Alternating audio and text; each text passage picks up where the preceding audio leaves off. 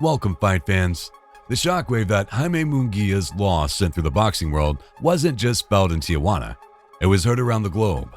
Just a few months ago, Munguia was riding high. He was an undefeated force at 43-0, a once promising future star with world title aspirations, his eyes set on a potential marquee match against the likes of Canelo Alvarez. But the reality of the sport hit hard in May when he fell short to Canelo in a bruising decision loss, marking the first blemish on an otherwise pristine record. His comeback fight was meant to be a smooth transition, a dominant performance to restore confidence, a showcase in front of his hometown fans at the Estadio Caliente. Instead, what they witnessed was an upset of seismic proportions, as Munguia was knocked out in the 6th round by the relatively unknown Bruno Surace. Going into this fight, fans and experts alike had marked Munguia as the clear favorite. Surace, an undefeated Frenchman with a modest knockout ratio and a long layoff, wasn't seen as much of a threat.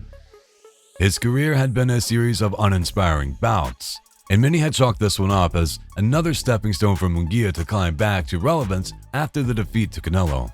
Yet, in the blink of an eye, everything changed. Munguia dropped Surace early, sending the crowd into a frenzy, his left hook putting the Frenchman on the canvas. It was everything the fans had hoped for. An early night, a resounding statement, a return to form. But Surace, who had not fought in over a year, wasn't finished. By the 6th round, Surace seemed like he was simply hanging on, absorbing shots from Munguia and looking like he was on the verge of being overwhelmed. With his back to the ropes, Surace was in survival mode. That's when the magic happened. Munguia, looking to pry open his guard with a series of punches, left an opening too tempting for the 26-year-old. Surace fired a jab, just enough to momentarily blind Munguia, and then, in a split second, delivered a thunderous right hand that landed flush on Munguia's chin. The punch was perfect, the timing impeccable. Munguia crumbled to the canvas. For a moment, there was silence in the arena. The knockout punch was so clean, so well executed that it seemed unreal. Munguia tried to rise, but the damage had been done, and the referee counted him out at 2 minutes and 36 seconds of the 6th round. This shocking defeat was not just the result of a lucky punch. It was the culmination of a fight where Surace's strategy paid off, and Munguia's mistakes were ruthlessly exposed. Surace, now with 5 knockouts to his name and fighting above his natural middleweight class, had just pulled off one of the most unexpected upsets of the year, perhaps even the decade. The power of his punch and the manner in which he handled the moment were enough to leave fans and analysts scratching their heads in disbelief.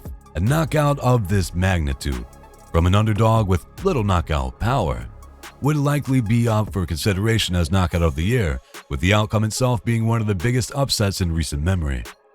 For Munguia, the defeat marks a start of a serious questioning of his future in the sport.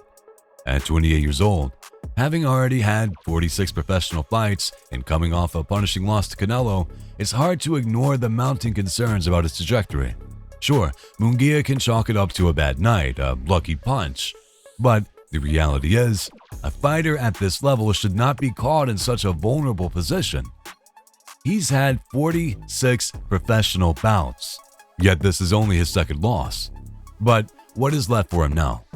The hopes of a potential rematch with Canelo, of making a claim as one of the best in the sport, all seem to fade in the face of a loss to a lesser-known opponent. It's a blow to his reputation and a real setback in his career. In the aftermath of the fight, there's already talk of a rematch. Munguia's co-promoter, Zanfer Boxing, is reportedly seeking to activate a rematch clause, and it looks like the two might meet again in early 2025. Whether that's the best course of action for Munguia is up for debate. He certainly has the chance to prove that he's not a one-shot fighter, that this loss was just a fluke, but the reality is that this loss cast a long shadow over his career, and now, the calls for change are getting louder. Former IBF light heavyweight champion Antonio Tarver took to social media to suggest that Munguia needs a new trainer. He's not the only one questioning Munguia's corner. The lack of adjustment, the inability to avoid leaving himself wide open for a counterpunch.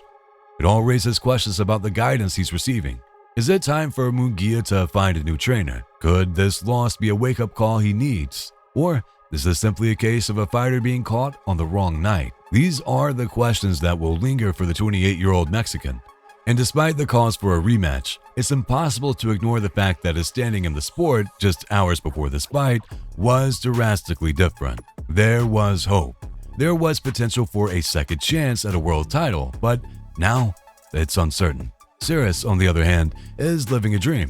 His victory, while stunning, was a testament to the unpredictability of the sport. He had nothing to lose but everything to gain, and it paid off in the biggest way possible. His punch was a thing of beauty, a career-defining moment. Now, as he reflects on his victory, he's already looking forward to what's next. A potential rematch with Munguia is on the table, and while Surace considers middleweight his true weight class, he's open to exploring what's next. Whether he gets another shot at Munguia or moves on to bigger and better things, his win will undoubtedly go down as one of the most remarkable upsets in boxing history. Surace might be eyeing an Mbili fight if the Munguia bout falls through. Mbili still undefeated, sitting pretty at 28-0 with a whopping 23 knockouts.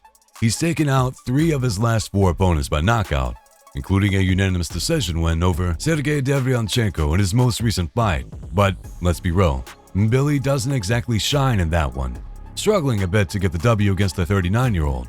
Before that, Mbili had openly called out Canelo and even mentioned Munguia as a potential next opponent.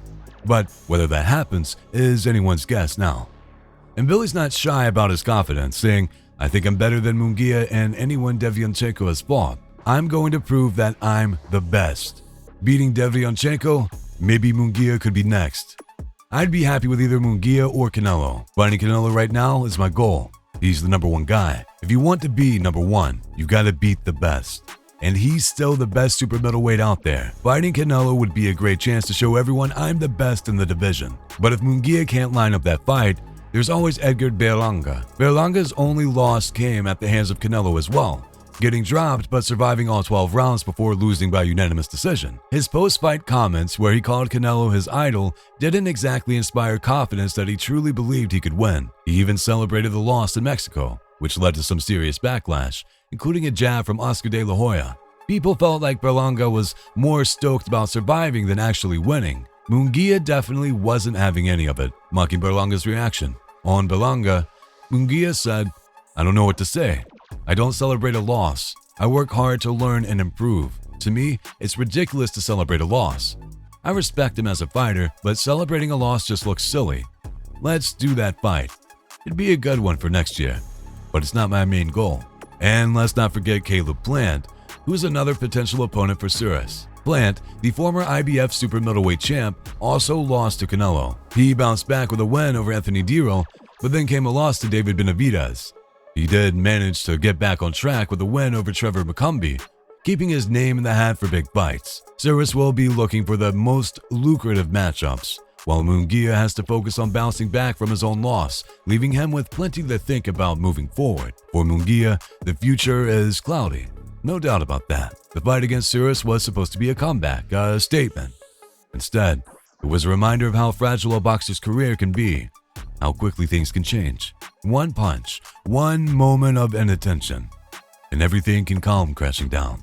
The fight that was supposed to launch him back into contention for world titles has now left him at a crossroads. It's hard to know what comes next. Can he regroup and come back stronger? Or will this loss be the beginning of a downward spiral? If there is a rematch, will he have learned from his mistakes? Or will history repeat itself? When watching the Canelo fight, let's be real, nobody out here was clowning Munguia for losing. In fact, he even got more recognition than before. Losing to Canelo wasn't some huge embarrassment. It was expected.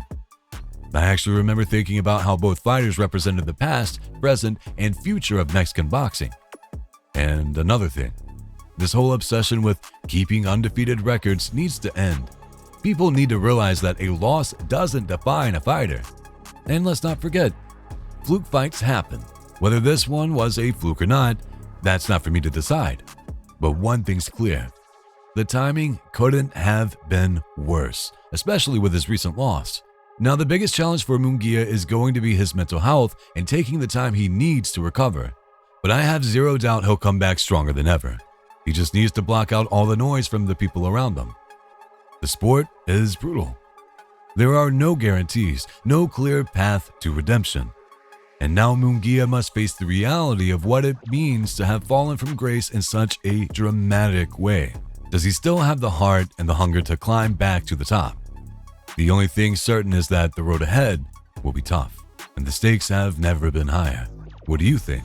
Was this loss just a fluke, or does it indicate deeper issues for Munguia? Should he look for a new trainer? Let us know your thoughts in the comments, and make sure to stay tuned for updates on the potential rematch. As always, don't forget to like and subscribe. Until next time, fight fans,